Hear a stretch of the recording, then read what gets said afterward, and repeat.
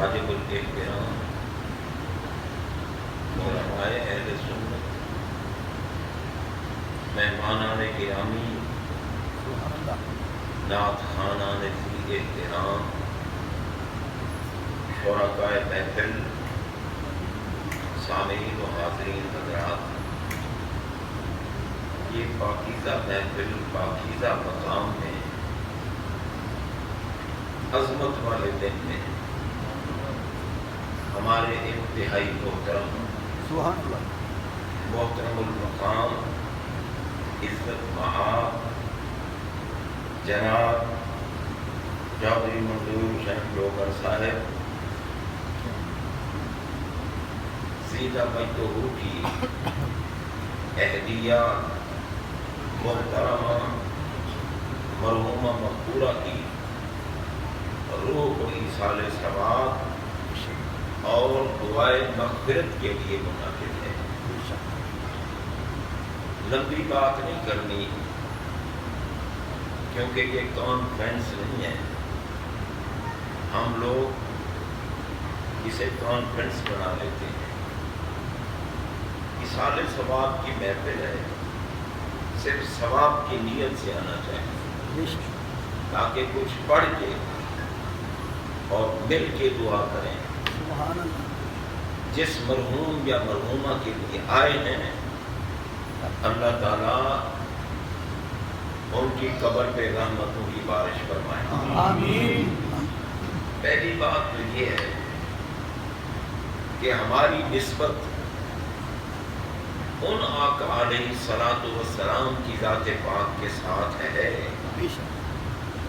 جو اپنے کسی امتی کا جہنم میں جانا برداشت نہیں کرتا۔ میں اپنی طرف سے نہیں کہہ رہا، اللہ تعالیٰ کا پاک کلام ہے، عزیز علیہ ما عنتم۔ اللہ تعالیٰ نے فرمایا کہ محبوب پر تمہارا مشقت اور مصیبت میں مبتلا ہونا ناقابل برداشت ہے۔ ہمارے آقا ہماری مصیبتوں اور تکلیفوں کو برداشت نہیں فرماتا۔ مفسرین نے لکھا ہے کہ بالخصوص کون سی تکلیف ہے جو ہمارے آقا کے لیے ناقابل برداشت ہے؟ فرمایا سب سے بڑی تکلیف ان تدخلوا النار، سرکار ہمارا جہنم میں جانا برداشت نہیں کرتا۔ جہنم میں جانا برداشت نہیں فرماتے۔ اسی لیے رب العالمین جل شانہ نے یہ اسباب بنا دی۔ لوگ کہتے ہیں کیا فائدہ یہ محفل منائی، یہ سب کچھ جو مر گیا بس، جو کچھ کر گیا ٹھیک ہے، کوئی فائدہ نہیں پہنچا سکتا۔ اگر کوئی فائدہ نہ پہنچا سکتا ہوتا تو جنازہ فرض کفایہ کیوں ہوتا؟ سبحان اللہ۔ جنازہ ہم پڑھتے ہیں، میت خود تو نہیں پڑھتا، کیوں پڑھتے ہیں ہم جنازہ؟ حالانکہ جو گستاخ ہے، جو بد عقیدہ ہے، اس کے لیے اللہ نے قرآن پاک میں روکا ہے لا تصلی علی احد منہم مات ابدا ولا تقم علی قبرہ۔ قرآن پاک نے فرمایا بد عقیدہ کے لیے، گستاخ رسول، گستاخ صحابہ، گستاخ اہل بیت، گستاخ اولیاء کا جنازہ نہ پڑھو۔ لا تصلی، جنازہ نہ پڑھو، کیونکہ میں نے جنازہ بنایا ہے بخشنے کے لیے، اور میرے پیاروں کا دشمن اور گستاخ ہو۔ کہے نبی کیا کر سکتا ہے، نبی ہم جیسا ہے، نبی کے اختیار میں کچھ نہیں، یا رسول اللہ نہ کہو، وہ کوئی سن سکتے ہیں؟ ارے پاگل، جس محبوب کو رب نے اپنی ذات و صفات کا مظہر عدم بنا کے بھیجا ہے، اور میں اگر خدا کو پہچاننا چاہتے ہو تو مصطفیٰ کو پہچاننا۔ سبحان اللہ۔ قرآن میں ہے، قرآن میں ہے۔ ان کے لیے کہنا کچھ نہیں کر سکتے، انہی کی وجہ سے سب کچھ ہے۔ بے شک حضرات محترم، دشمنی تو ابتدا سے چلی آ رہی ہے۔ یزید کوئی کل کا بچہ تو نہیں نا، یزید بھی آخر ایک صحابی کا ہی بیٹا ہے۔ اسے پتہ نہیں تھا کہ حسین کون ہے، محمد پاک کے کندھوں پہ بیٹھنے والا، اللہ جس پیارے محبوب کے قدموں کے نیچے عرش ہے، جن کے قدموں کے نیچے مٹی ہے، اور رب فرمائے لا اقسم بہذا البلد، پیارے آپ کے قدموں سے جو مٹی لگی، جس شہر سے اس کی نسبت ہے، میں اللہ اس شہر کی قسم اٹھاتا ہوں۔ سبحان اللہ سبحان اللہ قدموں کے نیچے آنے والی شے کا یہ مقام ہے، کندھوں پہ بیٹھنے والوں کا۔ سبحان اللہ سبحان اللہ۔ یزید کو نہیں پتا تھا۔ آج بھی ملا کہتے ہیں ہم نے تو یزید کا کوئی قصور نہیں دیکھا۔ پاگلو، تم نے قصور نہیں دیکھا، یہ ہوتا کہ جب اہل بیت اطہار کا لٹا ہوا قیدی قافلہ اس کے دربار میں پہنچا اور محمد پاک صلی اللہ علیہ وسلم کی بیٹیاں بے پردہ تھیں، اس وقت وہ سب کو پکڑ کر قاتلین کو قتل کرتا، پتہ چلتا کہ اس کا قصور نہیں تھا۔ حضور تاجدار گولڈا نے اپنی کتاب تصفیہ مابین سنی و شیعہ لکھا ہے کہ جب قافلہ پہنچا، یزید نے بکواس کی اس کمینے کافر نے کہ آج میرے بڑے موجود ہوتے تو میں ان کو دکھاتا کہ میں نے محمد سے بدر کا بدلہ لے لیا۔ ابھی کچھ نہیں دیکھا۔ بہرحال حضرات محترم، عقیدہ صحیح ہو، نہیں فائدہ نماز کا، نہیں فائدہ کسی عبادت کا، نہیں فائدہ دعاؤں کا، جب تک عقیدہ صحیح نہ ہو۔ رب نے فرمایا مت پڑھو جنازہ جو میرے پیاروں کا دشمن ہے، مخالف ہے۔ صدیق اکبر کو گالیاں نکالے اس کتے کو میں بخش دوں؟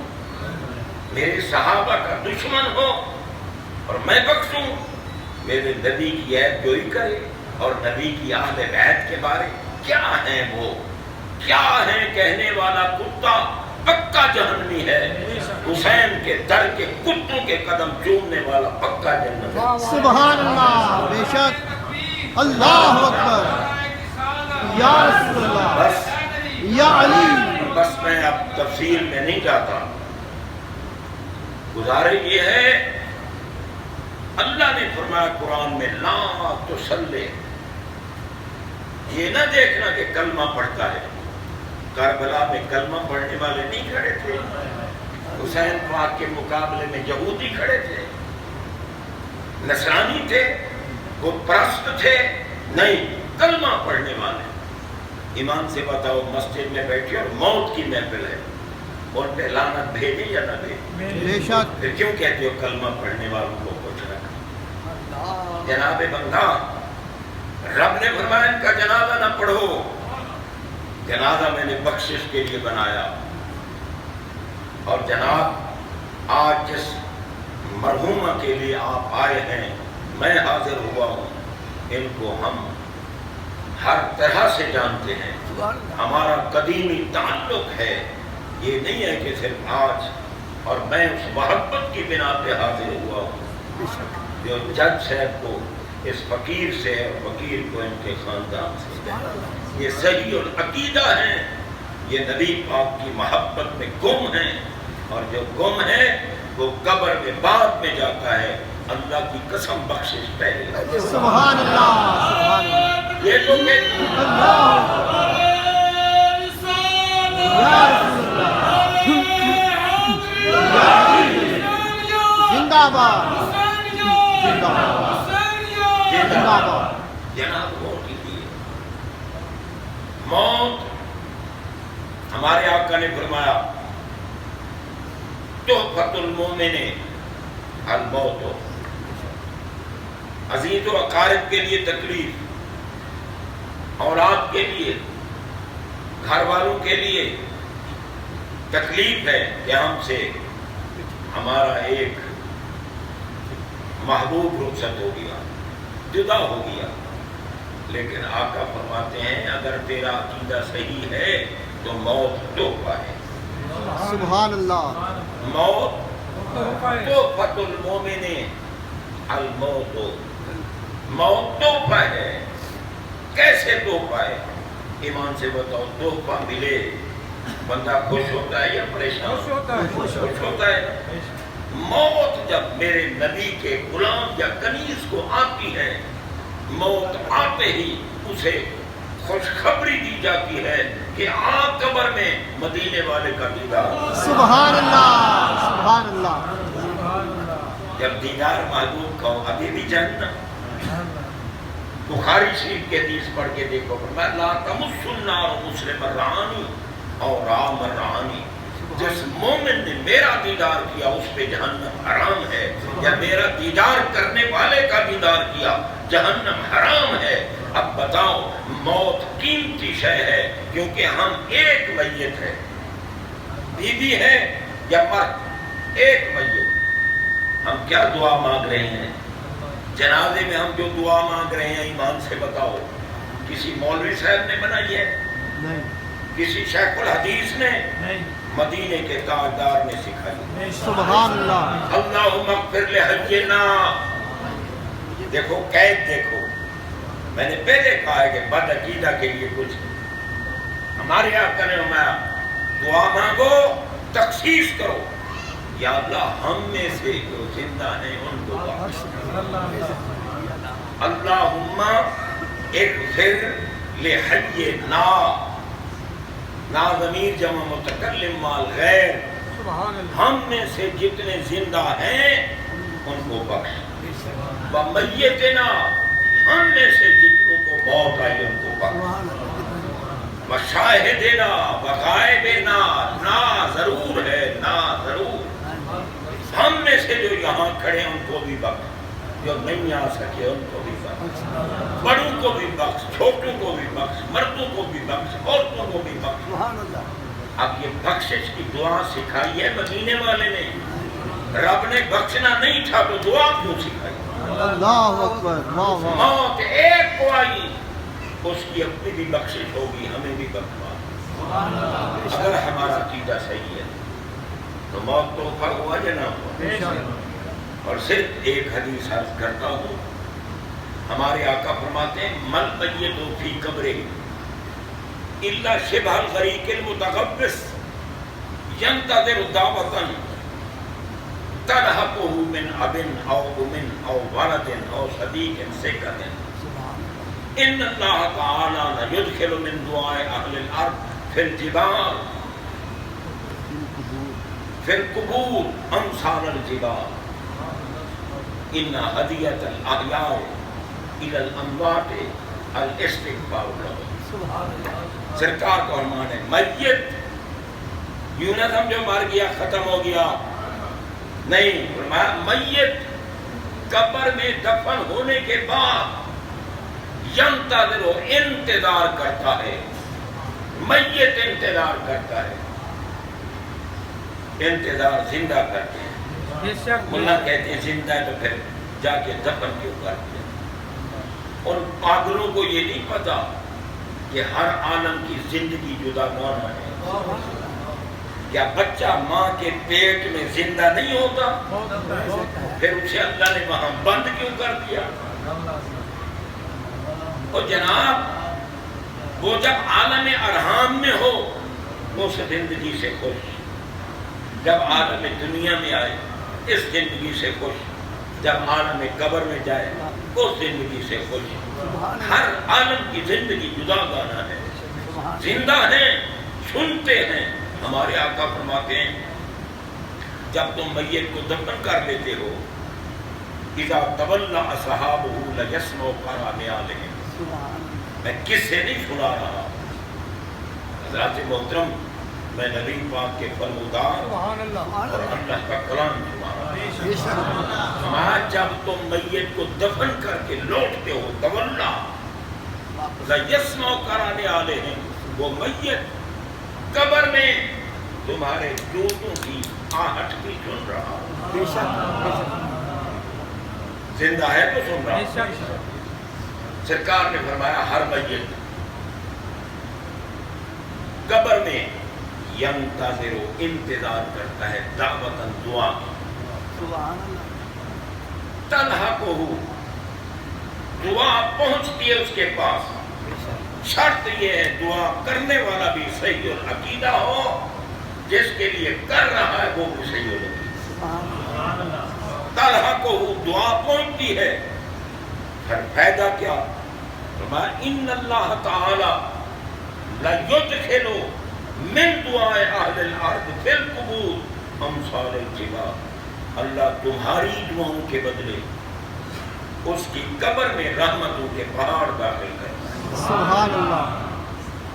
बेफायदा होती दुआ तो रब्बना इग़फिरली वलिवालिदैया, हम क्यों हर नमाज में पढ़ते, वलिल मोमिनीन पढ़ते हो या नहीं पढ़ते? बेशक। या अल्लाह मुझे भी बख्श, मेरे वालिदैन को, उनके वालिदैन को, उनके वालिदैन को, तमाम ईमान वालों को बख्श। दुआ एक कर रहा है, कर सबके लिए रहा। रब बख्शना नहीं चाहता तो दुआ सिखाई। कोई किसी को फायदा नहीं पहुंचा सकता, नहीं। मुर्दे को जिंदा फायदा नहीं पहुंचा सकता। कौन है मुर्दा? मुर्दा कौन है? हमारे आका को रब ने फरमाया, इन्नका ला तुस्मिउल मौता, महबूब आप मुर्दों को सुनाने नहीं आए। सरकार कब्रिस्तान में तबलीग कर रहे थे, रब ने कहा मुर्दों को, अबू जहल मुर्दा है, अबू लहब मुर्दा है, उतबा मुर्दा है, उतैबा मुर्दा है, हर नबी का गुस्ताख मुर्दा है, सहाबा का गुस्ताख मुर्दा है, अहले बैत का गुस्ताख मुर्दा है। फरमाया इन मुर्दों को कोई फायदा नहीं होता। और अगर कलमा पढ़ के महबूब की इज्जत पे निछावर होने वाला है तो फरमाया दुनिया में उसके लिए दुआ करो तब भी मुफीद है, मरने के बाद करो तब भी मुफीद है। और फरमाया दुआ तुम करते हो, अल्लाह उनकी कब्रों में रहमतों के पहाड़ दाखिल हो।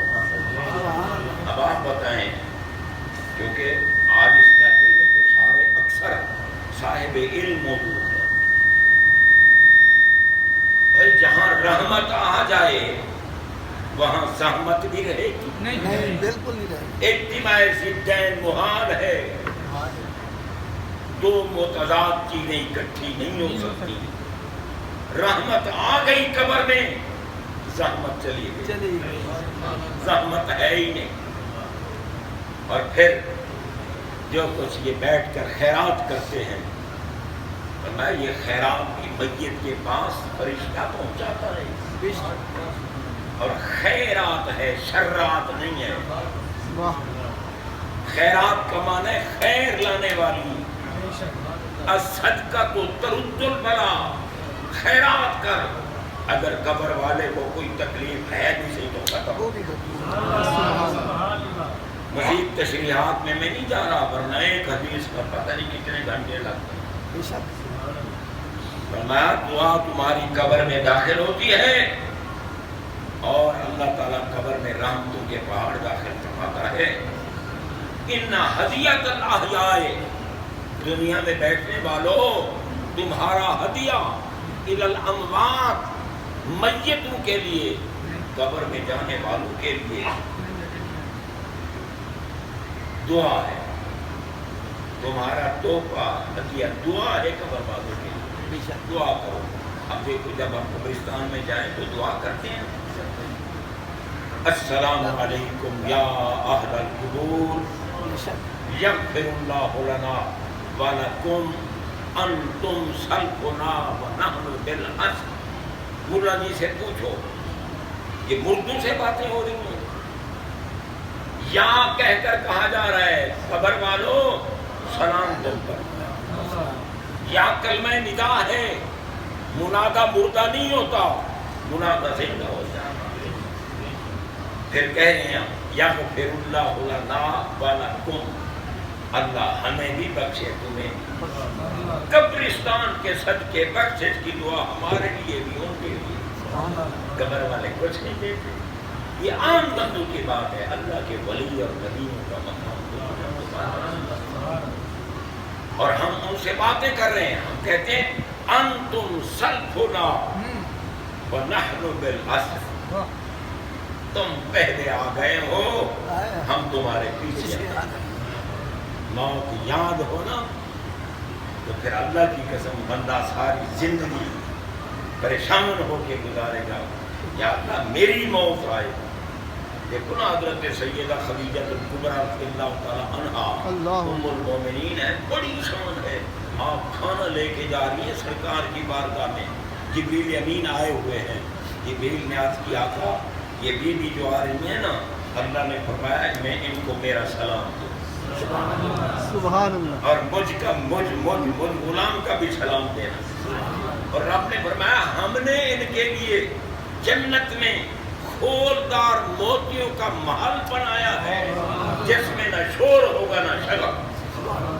باوجود اتنی خوشخبری کے، بشارت کے، بی بی پاک نے حضرت سیدہ فاطمہ الزہرا سلام اللہ علیہا سے کہا کہ اپنے ابا جی سے جا کے میری طرف سے درخواست کرو کہ جب مجھے موت آئے نا تو جو چادر آپ اپنے جسم پہ لپیٹتے ہیں یہی چادر میرے قبر میں، کیونکہ آپ کی چادر کا صدقہ میری قبر منور ہو۔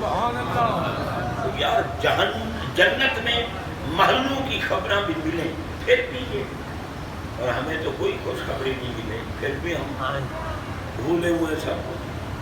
تو حضرات محترم ہم دعا کرتے ہیں اللہ تعالیٰ مرحومہ مغفورہ کی بخشش فرمائے، ان کی قبر کو روشن فرمائے، انہیں عالم قبر میں لباس جنت نصیب فرمائے، اور ان کی قبر کو جنت کا باغ بنائے انشاءاللہ العزیز۔